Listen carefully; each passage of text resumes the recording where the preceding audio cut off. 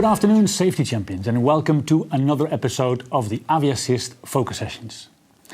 In our focus sessions, we train and entertain for African aviation safety. Aviassist brings you affordable and certified continuous professional development to help raise the bar on safety in African aviation. Every day, thousands of professionals like you work hard to keep commercial aviation the safest mode of transport, also in Africa. And you don't do it for recognition, but you do it because you know your industry and your country rely on it, and because it's simply the right thing to do. Today we'll be talking about the biggest forces for safety improvements in 2025-26. What are those forces, or what should be those forces? And secondly, we'll also be looking at opportunities for safety improvement in ground handling and airport operations. Important to mention that this episode is sponsored by WTW Willis. They support insurance needs of the aviation industry, including manufacturers, aircraft maintenance, airports, air traffic control, airside, ground handling and refuelers. Today I welcome back Yann Duval at the table. Yann's 27 years in aviation include safety stints at various airlines and also other managerial roles, but he also worked as the safety manager at the second busiest airport in Europe, Paris-Charles de Gaulle. Yann joined aircraft manufacturer ATR in Toulouse at the end of last year as the regional flight safety director. Bienvenue chez Aviassist, Yann. Merci. We have a very big airport here as well, of course, but it's not as big as Paris-Charles de Gaulle. He spoke chauvinistically. My second guest today is Brendan Cummings. On his LinkedIn profile, he states he is unashamedly people-focused, with a strong belief in a positive safety culture.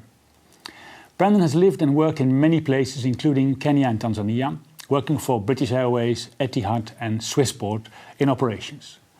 His most recent position was Head of Operations Support, Middle East and Africa, working in Nairobi and Dar es Salaam. A real pleasure to have you with us today, Brendan. Thanks so much. Merci. Bienvenue to you as well. To be here. Thank you. Thanks for joining. And we also welcome back Eric DeMoney, Director of Safety and Regulatory Affairs for Europe and the Commonwealth of Independent States at Boeing and based in Brussels. Eric has an engineering background and can look back at a career of 23 years in aviation, engineering and safety. Thanks for returning to the studio today as well, Eric. Enchanté. Enchanté, we're all French here. Right, well, before we dive into the discussions, gentlemen, let me tell the viewers out there about our prize draw. You have a chance to win $100 in cash in each episode. And here's how it works. Throughout the show, I will give you 3 letters. Every 10 minutes or so, we'll show you one of our guests' favorite books. Just write down the first letter of the first name of the author.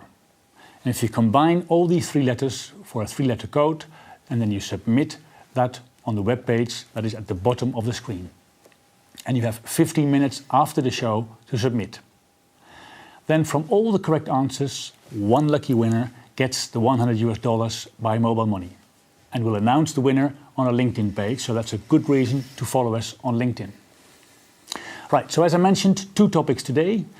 First, I'm keen to hear from my guest what they see as the main opportunity for safety improvements in 2025 and 26. And the second topic we'll focus on will be airport operations, safety in ground handling and ground operations. So Eric, let me start with you. What do you think is a great opportunity for the industry in Africa to raise that bar on safety in 2025-26? Thanks, Tom, and thanks for having us. It's really exciting to be here. When I think about aviation safety, especially in Africa, one of the fundamentals opportunities that we see, especially with what's happening in Africa with such a growing population, a very young population, a very budding aviation system, just a lot of opportunity there to foster strong safety fundamentals. A safety management system is fundamental. And there's lots of academic books out there and ways in which to describe that. But the importance is the culture that gets established around it, the culture that gets built into the airlines, that gets in the airport operations, the ground handling, whatever the case may be. That's absolutely fundamental. And there's other aspects around policy and risk management and assurance that are critical to it too, but that culture is the most important part. And I think one of the things that we fail to do a good job as aviation safety professionals at times is we can talk very theoretical, and there's so much practical, just pub language that we could leverage and use to really help all of the participants in the aviation system, down to the ground handler, up to the CEO office, to just help communicate more practical what that looks like and what that is. And so that's something I think is a good opportunity for. You're passionate about it as well. Yeah. And I'm sure we get to speak about this safety culture later on, indeed, because it's sometimes a vague concept. It would be nice to explore that later on with you, gentlemen. Yann, if I can come to you. Yann. You also have, of course, a background in the airport side. If you look at this year, next year, what do you see as a good opportunity to boost that safety? At the airport side, one of our nightmare was ground damage on the plane, on the ground, because that means AOG, aircraft on ground. The flight is cancelled, passengers are crying, and this is a waste of time and money for everybody. So to prevent ground damage is maybe to have a guide person between every equipment approaching the aircraft.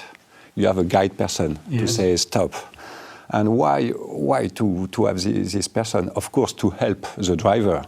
And then, in case of damage, there is a witness. So you will report the damage. Because you have the damage, aircraft is AOG. Okay, it's safe, there is no flight. But if you don't report the damage, the aircraft will embark passenger, will take off for 3 hours or more. And you have a risky condition at this time. So we need to report this. And we don't have just culture or non-punishment culture everywhere in every country worldwide. So in this case, when you have a witness for the damage, it's official. You will report the damage and try to improve. Like next time, I will test the brake of the equipment, or I will drive slowly, or I will clean the ramp area for, in case of fuel spillage or anything. So let's say it's something I am pushing for 15 years because it's not yet in the regulation. Nor IATA. IATA is just describing it in case of night or low visibility, fog, and that's all. So it's nothing. I mean, it's not a big cost to have someone guiding. It's not a big cost. Yeah, okay. So before I come to you, Brendan, I think you mentioned, the importance of reporting, and if you have a second person there, then you have somebody else who will also, or who might be the only one reporting, but at least you get to report. But the idea, if I tag on to what Eric said before, the positive safety culture is not so much about punishing, right? It's about learning as an organization or as an entity. Because I think otherwise people might think, well, this is to report me and I will be fired, which, like you said, in some cases, some countries or operations might be the case. Okay, so the ground operations and looking at a second person when you deal with ground service equipment, GSE. Brendan, over to you. Your background actually, I think, started in driving stuff around on the apron, if I'm correct. Well, a very long time ago. Yes. Yeah. I not actually driving stuff around on the apron, but I started my career as the car park bus driver at Gatwick Airport. So I was ferrying people back and forth between the staff car park and the terminal building. Okay. But very long time ago. Yeah, but still, I think it's interesting because quite often people in Africa, youngsters particularly, find it difficult to see. They feel you can only get into aviation if you have an aviation engineering degree or something. Right. Whereas increasingly, you see a story like yours, you can start somewhere, completely different almost, and if you have enough passion, you might still make your way. And listen, I completely agree with that. When I first saw a 747 coming toward me on stand 13 at Gatwick Airport, it was Cathay Pacific. Yeah. It was breathtaking, and I was completely hooked. from that moment onwards. And I've been very fortunate to have a fantastic career, largely driven by operations and driven by safety. So I've been fortunate that I've grown in my career and most recently managing about 70 airports across a very large piece of geography. And it's really interesting to hear my colleagues talk about some of the issues that they would feel passionate about. And I'd like to just refer to Yann's comments because one thing that I found when I was analysing data relating to aircraft damage incidents in the last couple of years, the marshalling of ground servicing equipment was a very large contributory factor, in so much as we found that equipment wasn't being marshalled. Now, to qualify that, marshalling equipment onto the aircraft is mandatory. It is actually a requirement. Now, it may have been a corporate requirement as opposed to a regulatory requirement, but I can absolutely assure you that that it is necessary that every piece of equipment that approaches the aircraft has a marshaller in place to support and guide the person who's approaching the aircraft. In terms of innovation, we do now have anti-collision systems which are built into some pieces of servicing equipment, which will help the equipment to slow down as it approaches the aircraft. But that doesn't replace the requirement to have a marshaller in place as well. So I think that the introduction of innovation in ground handling is extremely important. And a good opportunity for improvement then. Good opportunity for improvement, but I think the most important thing we have to remember is that that it must work in harmony with standard procedures, and we should not look at it as something that replaces standard procedures. So it's basically enhancing current protocols to enhance safety rather than replace it, because human nature is to become a bit complacent when we have a piece of technology that's going to do the job for us. Exactly. Okay, so three quite different, I think, approaches: the safety culture, the importance of having this second witness to report ground damage and to always have that person in place. And I think what I've picked from you is also let's embrace technology that is available and increasingly affordable as well, also for smaller African operators out there. It's time, before I go to the next discussion point, to come to our first book, because the people out there in Africa want to win this $100. I'm sure you can appreciate that. It's a nice little bonus for Christmas or whatever it's coming up. So the first book today is by an author called Daniel Coyle, The Culture Code. So what's important for the viewers out there is the D, the first letter of the first name, the delta, as we say in aviation. Who took this book to the studio? Eric, briefly, what does this book mean to you? Yeah, it's one of my favorite books. I picked it up at Boeing. My previous role, I led a larger organization, and I wanted to create a culture that would be that would get the most out of the team. And you hear the phrase, culture eats strategy for breakfast, and it's so true. But say that again. Culture eats strategy for breakfast. Okay. If you've heard that, it's a common term I've heard, and I think it's a very apt truism as well. You can have the sharpest strategy there is, but if nobody's bought into it, if the culture's not there to foster it, it's just going to fall flat. And when you say culture, you don't mean the culture in a particular African country, but the culture in that company. Yes. How people communicate, how people. What's part of a culture as far as you're concerned? Yeah. Well, tangibly, it's how we treat each other. What's the ethos is probably too big a word, but the air in the room. What's the atmosphere look like? What does it feel? Is there a lot of tension in each and every meeting, or is there more dynamicism?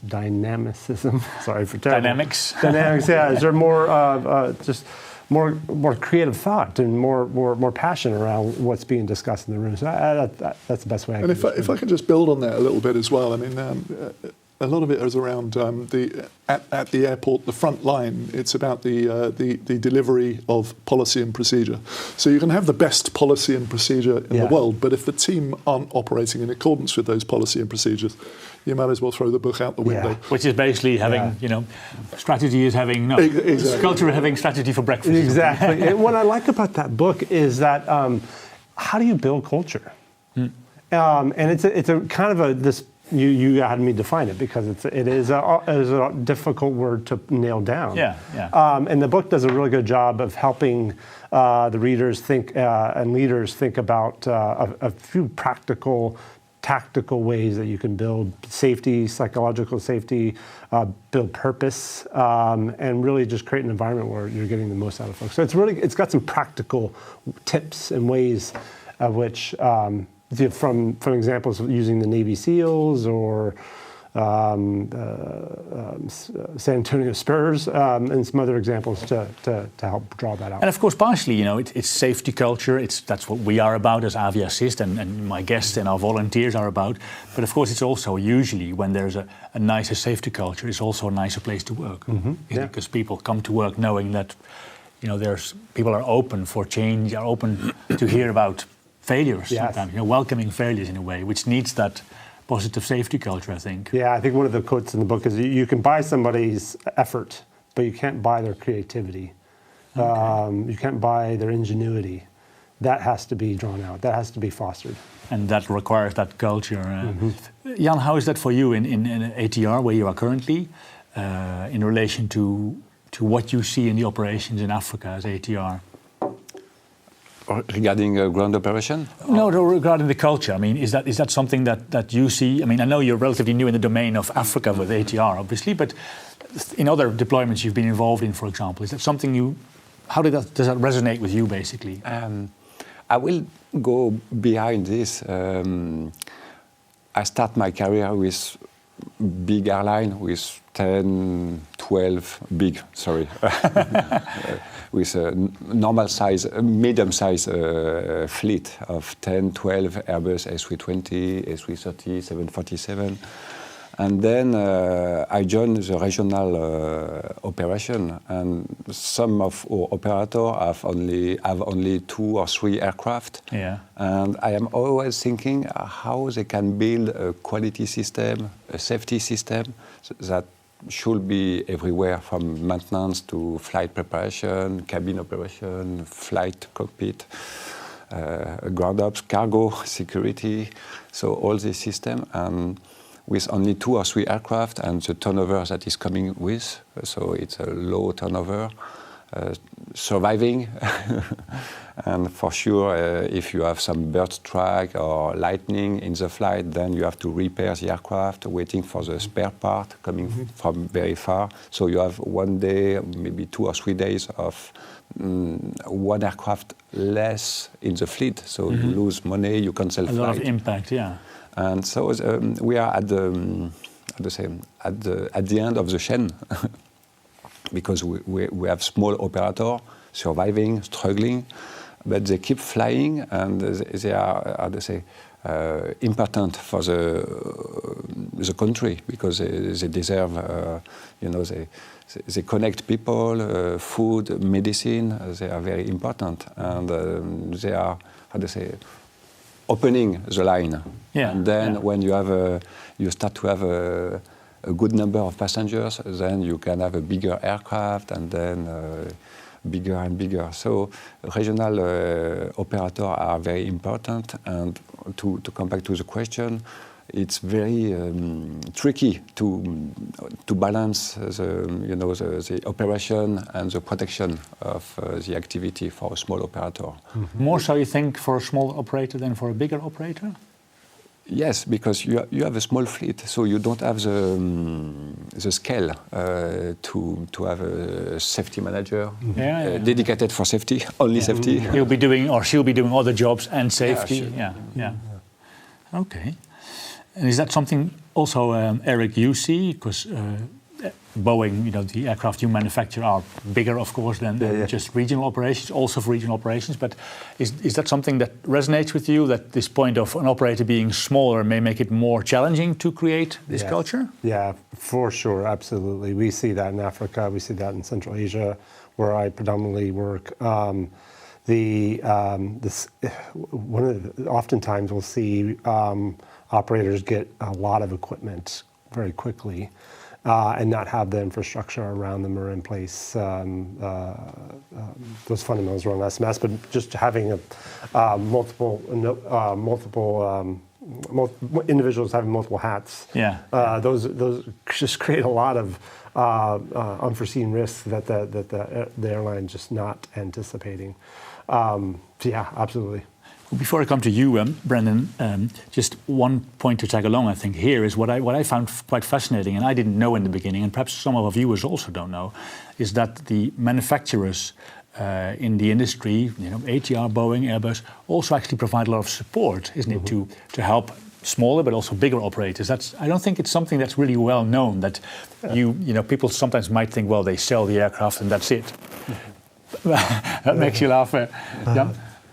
Yeah, because when I spent 20 years, more than 20 years inside airline, and the relation with the manufacturer was quite low. Doing some, troubleshooting in case of ground damage, and waiting for deviation, can we fly back, etc. That's all. And when you are inside the company, the manufacturer, then you discover that they have a big team for the customer, for the support of customer, support services. They can provide some maintenance, airworthiness, presence, people there. Flight ops analysis, instructor, pilot instructor, and you don't see that when you are inside. On the operation side, no. Yeah, but for sure, inside the manufacturer, you see this network.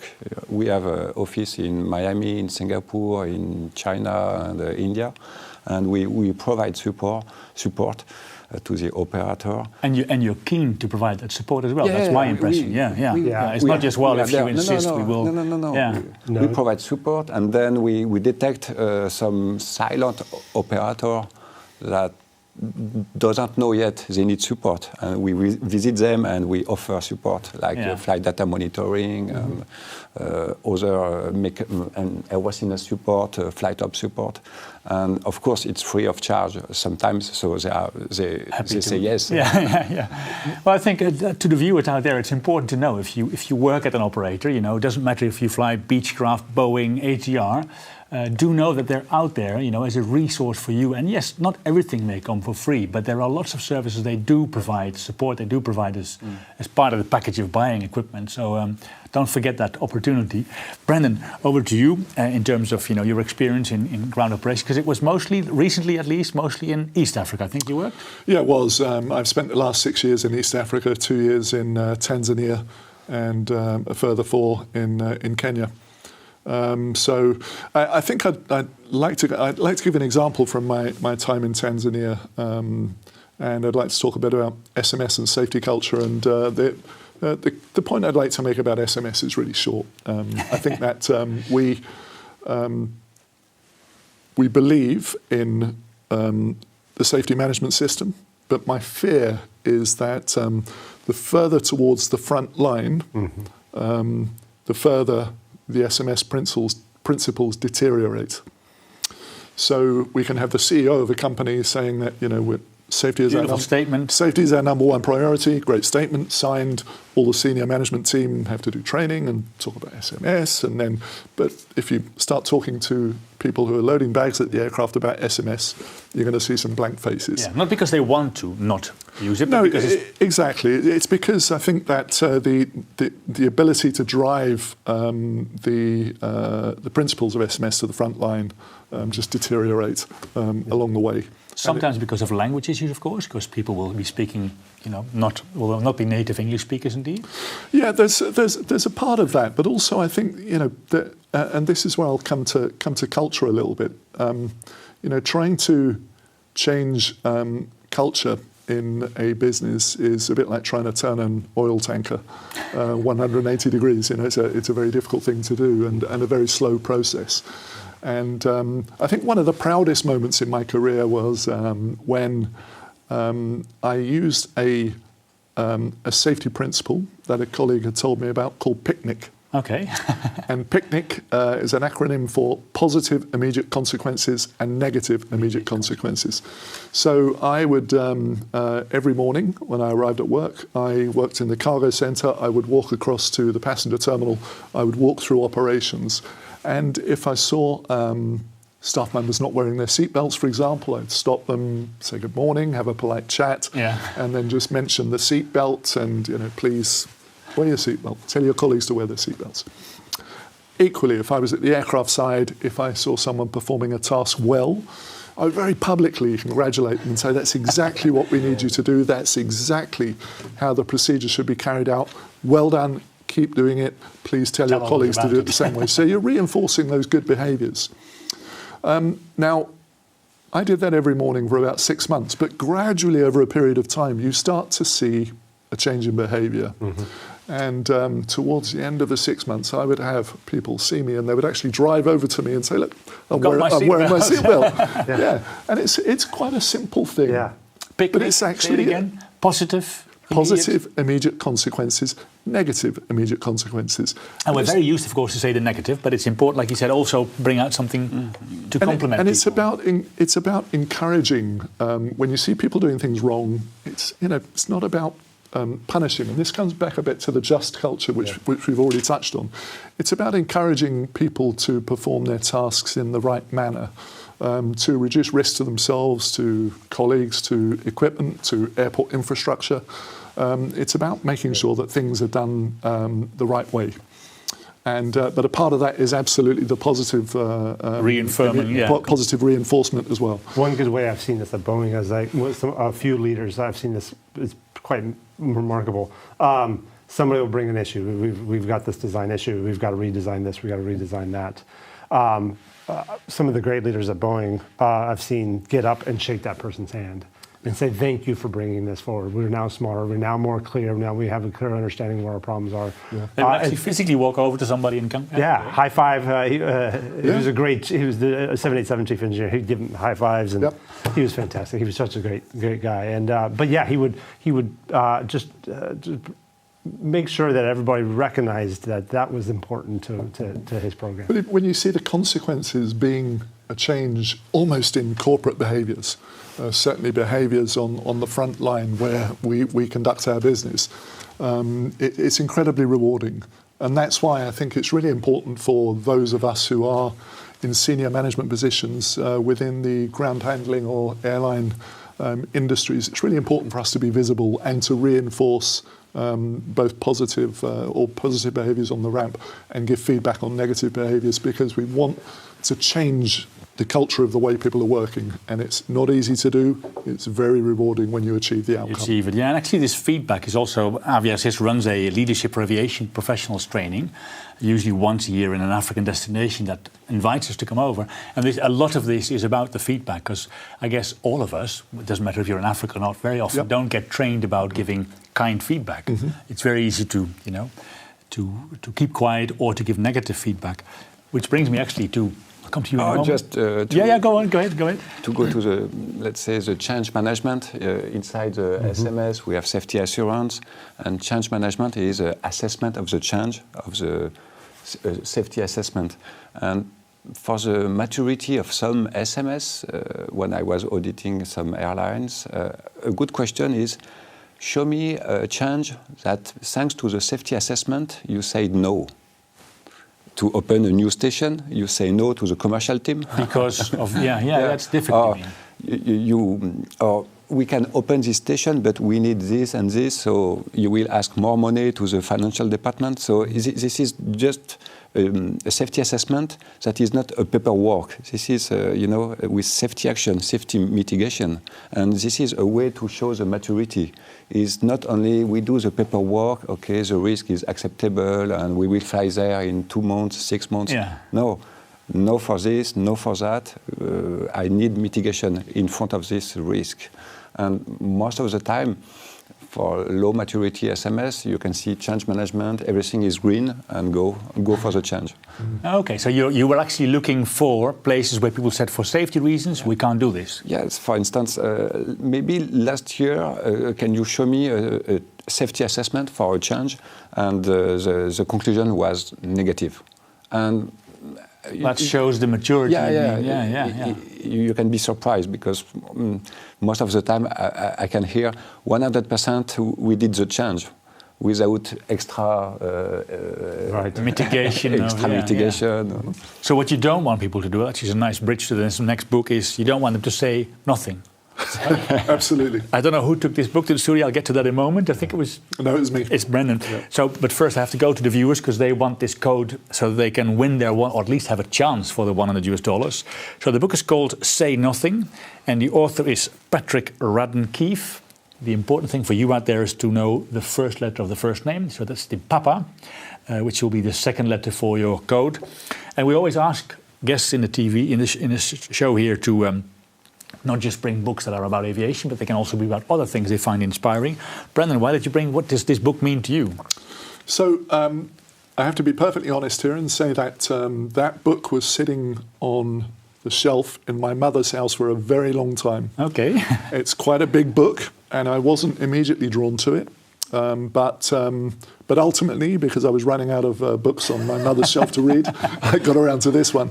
But it's actually it talks a lot about the troubles in the north of Ireland in the 70s, 80s, and 90s. It's a very candid historical capture of what went on at that time. It's actually an incredibly captivating read. Also, I come from an Irish family, and my father is from the north of Ireland. So it's very relevant. Felt very close to you as close well, to me, yeah. absolutely. So, really, for a historical, factual book, it's a really fascinating read. Okay, thanks for taking it, bringing it in today, indeed. Well, let's stick with you for a moment, because of course you have these years in East Africa, but you also have years at many other stations throughout the world. Did you see in your time in Kenya and Tanzania, did you feel there were challenges which are unique to Africa in terms of ground handling that you didn't see in other places where you've been? That's a really interesting question, because some of the challenges or the significant challenges I saw were largely outside of Africa. Okay. So tell us about it. Yeah, I mean, I found certainly in Kenya and Tanzania that the protocols in the workplace were typically delivered very effectively, in other parts of the world, we'd sometimes see a larger degree of complacency having an impact. Something I did do in Tanzania, and I think this is relevant to the overall conversation, is that what I found in the last 20 years or so in the airports business, there's been quite a deterioration in operational leadership. And what am I talking about here? It's operational leadership at the aircraft side. Okay. So historically, you would have had a very competent, a very experienced turnaround coordinator, aircraft dispatcher, whatever you want to call them, who would be leading the team at the aircraft side. Where the team are loading the aircraft, you'd have a very competent, very capable loading supervisor. We've seen some deterioration in ability, competency, leadership, pride in performing the task. And something I did in Tanzania, it was actually following an accident that had occurred within the operations team where an aircraft was damaged. But I wanted to put the team leaders into a different coloured, high visibility vest. So you could see who was the team leader. So you could see who the team leader is. Now, that may seem very simple, but it had quite a significant impact, because I could see from 200 yards away who the team leader was on that aircraft. It's like the red cap. Yeah, kind of. I mean, it's the weight and balance. Exactly. So it's a job I did What's in the the red cap past, about? so. I don't know the red cap. What's Red cap was I don't. It's a job I did for 10 years. It's basically it's the precursor to the turnaround coordinator was an aircraft dispatcher. They'd have a red cap. So you'd know that is the aircraft dispatcher. You did the weight and balance for the aircraft and the leadership at the aircraft side to achieve an on-time and safe departure. Yeah. But you were saying, so a challenge you thought was unique to Africa is this deterioration in operational leadership? Is that something Not necessarily unique to Africa, but actually I think to the business. But it's just an opportunity for me in my recent time in Africa that I felt that it was a really good low-cost opportunity for us to make change, to identify who the leader was, to bring a little bit of pride back to the role as well, and to give a degree of aspiration and ambition for those who weren't performing that role, because they see someone who's a leader, they know who the leader is. They know who the boss is, who's providing the overview and the leadership in terms of how tasks should be performed. And I think that had quite a significant impact in East Africa, but it's not unique to East Africa. Fair but certainly something that the business really needs to think about in terms of how we view leadership at the aircraft side. And I think it's also something we've spotted as assist in consultation with the people we work with, which is why we have what is the Aeronautical Knowledge for Safety course, which is the AK4S course, to really get those new entrants into the aviation industry, whether they're very junior or middle management, some appreciation of safety need. Because if you come from the banking sector and you now work in HR in an airline, you don't know much, very likely don't know much about safety. And you don't have to become an aeronautic engineer. It would be good to have... I have to explain one thing to the viewers out there, which is that you have a chance to qualify for a certificate of attendance, which will be a nice bit of proof of your continuous professional development or your starting professional development if you're new in the industry. And you can read all about that, the exam and the qualifications you need on our website and in the emails that you'll receive after the broadcast.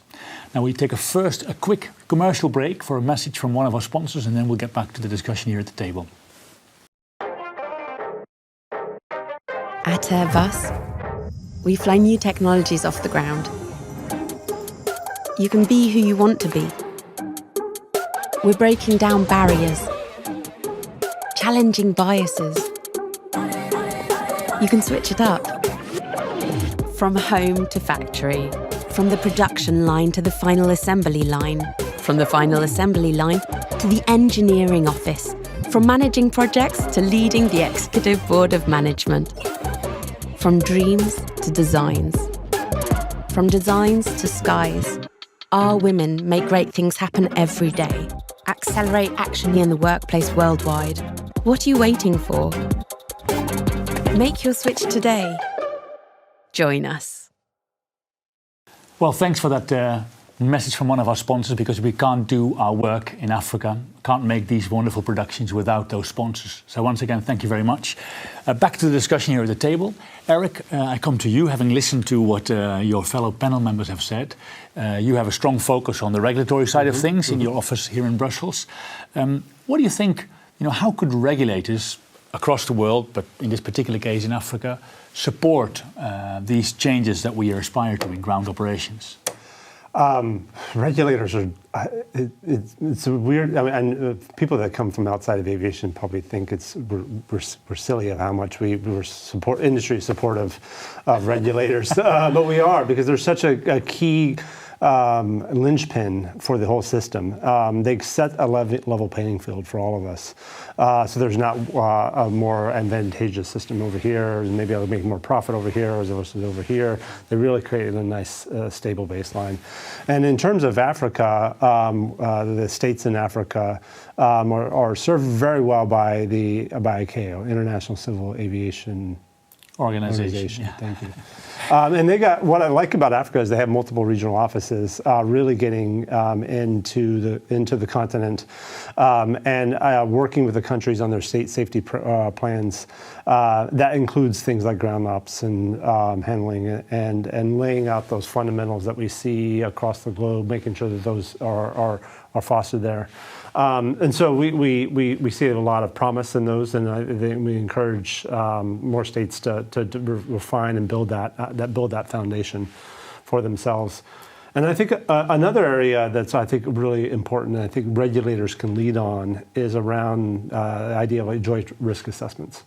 is bringing, regulators have that integrating connective tissue, if you will, role that they can bring, of bringing the ground handling companies, bringing the operators, bringing the airports together and looking at common risks or risks that cross domains are seeing.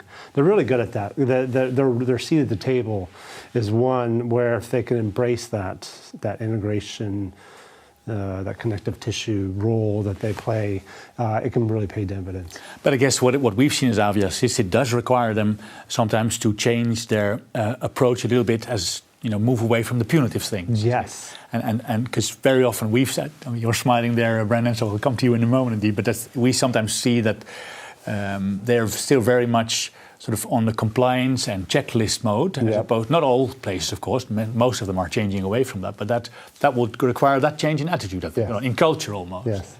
Yes, I mean, I hope they take to heart the chief engineer I talked about coming up and giving the guy that brought the problem a high five. Thank you. Thank you for the finding. Then we're now smarter. Now we can do something about it. We can see the issue. The positive, immediate consequence. Absolutely. Yeah.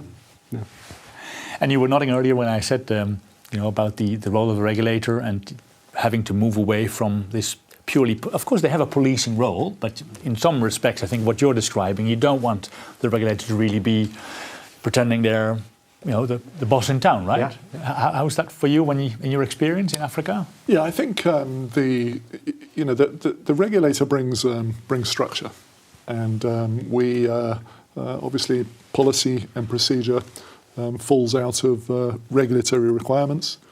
And therefore, I would largely see the regulatory infrastructure as being a silent partner. Really, we don't see a lot of the regulator at the front end, but certainly that's really where the bedrock of policy and procedure lies within the regulatory infrastructure.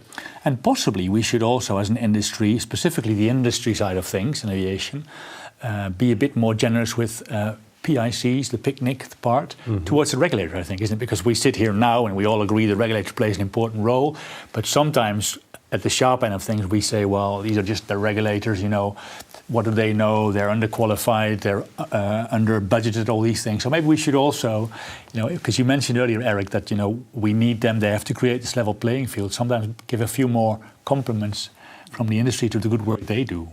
Because sometimes we see the industry versus the civil service as being the big bad. So maybe that's where we should do some picnicking as well then. One would hope so. Certainly.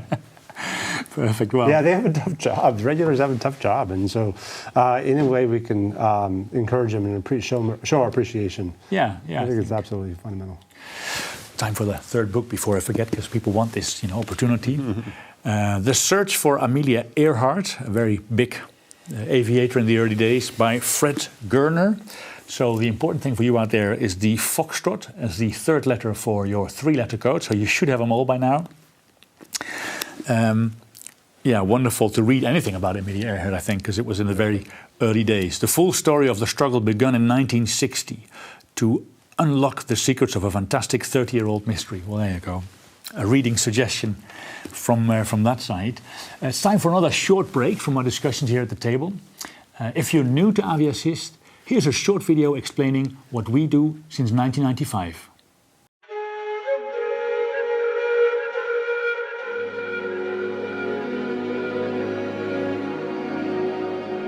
Africa, a continent on the rise.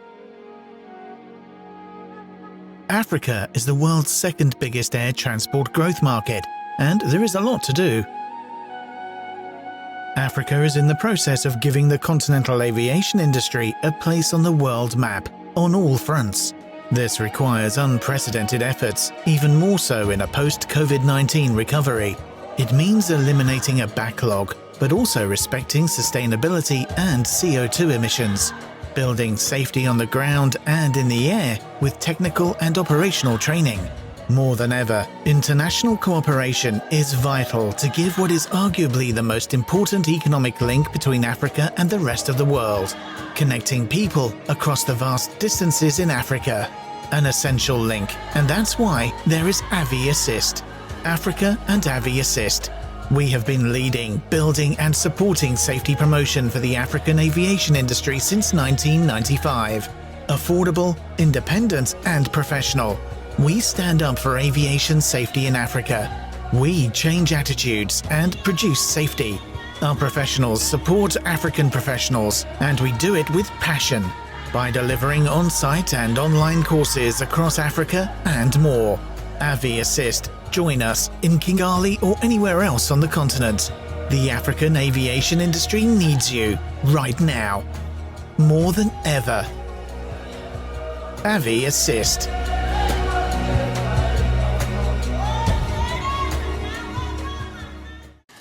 Well, I hope you enjoyed that insight into who we are. We're celebrating our 30th anniversary this year, which is a great moment for all the people that make this work possible. Because we are actually powered by volunteers from across the planet and increasingly from across Africa. Equally like the volunteers here at the table, making available their time to drive our mission. I think one last point I wanted to bring across is about the training. Brendan, if you look at your time, particularly in East Africa, of course, but maybe throughout your career, are there particular skills you think future ground handling staff might need with all the changes in the industry? Is there something that you think, well, I think if people would be more trained or would have more access to this type of training, we would be able to raise safety?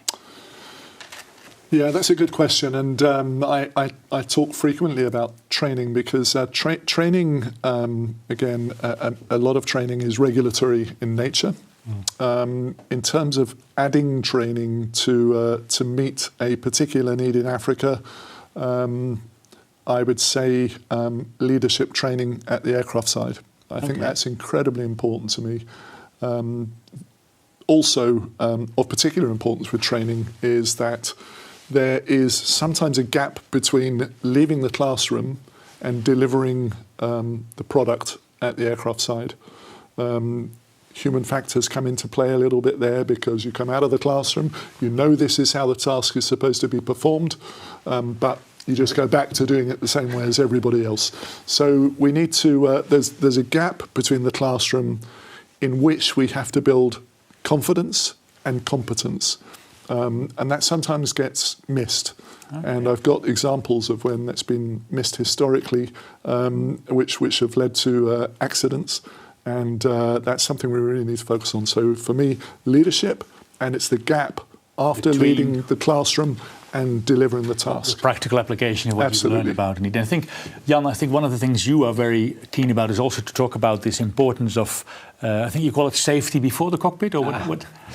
Yes, because of the supervision of the handler during the turnaround, sometimes there is some complacency or people missing, and at the end, the captain will do the job. He will coordinate, will be the timekeeper, because he has a sunset, he has to take off and land before the sunset. Yeah. So we had it is a new position for him during the time on the ground, and after that he has to prepare the aircraft for takeoff, to prepare everything inside, to deal with technical issue, to deal with the weather and the fatigue.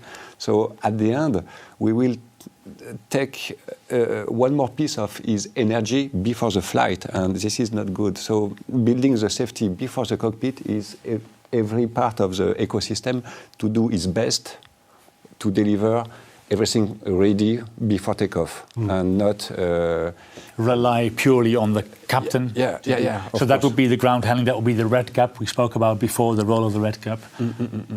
Very interesting. Well, I think, gentlemen, this is more or less all we have time for. I could see there was a couple of words coming out there, I think, or not. Anything you want to add? Well, if we're summarising, all I'd like to say really is that I hope some of my commentary has reinforced the fact that you really don't have to spend hundreds of thousands of dollars to build a safety culture. Sometimes it's about communication, reinforcement of positive behaviours, and feedback as far as negative performance is concerned. It's quite easy to achieve. It's not expensive, and it's deliverable. Okay. Eric, any last thoughts? I love that was a really good summary. I think simplicity So often it can get the ideas around safety culture, safety management systems, and those fundamentals can get too complex, glazed over. And say fundamentals. I'll give you an example. At Boeing, we've had a reporting system within Boeing for decades. It used to be called potential airplane safety concern. So we would call it PASC. And so the meaning starts to get nebulous because people don't know the acronym. And then we rejiggered it and added a couple more letters to the acronym. And then it was like, what does this mean? And finally, a communications person probably, or somebody along those lines came in and said, let's just call it Speak Up. And that's it. It's simple. That'll do. Clear. So going from PASCI or whatever it was to Speak Up. PASCI midterm, long term. Oh, Speak Up. I know what that means. Yeah. And so just finding that common language that can handle it at all levels. Yeah. And that you can even translate into local language where that's applicable as well. Yes. Yeah. Speak up and don't kill the messenger. Don't kill the messenger. Thank you very much. Well, Penny Mammals, I'm afraid this is all we have time for today. Thank you very much for joining us here in the studio, traveling from your respective duty stations. And then to your lovely viewers out there from Lagos to Mogadishu to Windhoek and Zanzibar, thank you for tuning in for Safety Promotion. Now, if you enjoyed the focus session, please be our ambassador and tell your friends about the work of AviAssist. Tell them about the focus sessions. Come and visit us at our first AviAssist Safety Promotion Center based at the University of Rwanda in Kigali. Lots of exciting courses coming up in 2025 there in Kigali, but also throughout Africa. As an example, we have a number of courses taking place at the Landover Aviation Business School in Lagos, Nigeria. Also about safety management systems, for example.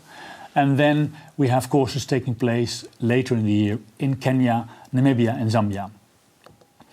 And as we always say at AviAssist, only you can target safety. We look forward to continue our mission with you to improve African aviation safety. Join us for the next focus session when we'll be joined by a panel of women aviators. Same time, same frequency. For now, we say Amexene Leouf to our Amharic speakers, and thank you for your time, and see you next time to the rest of you.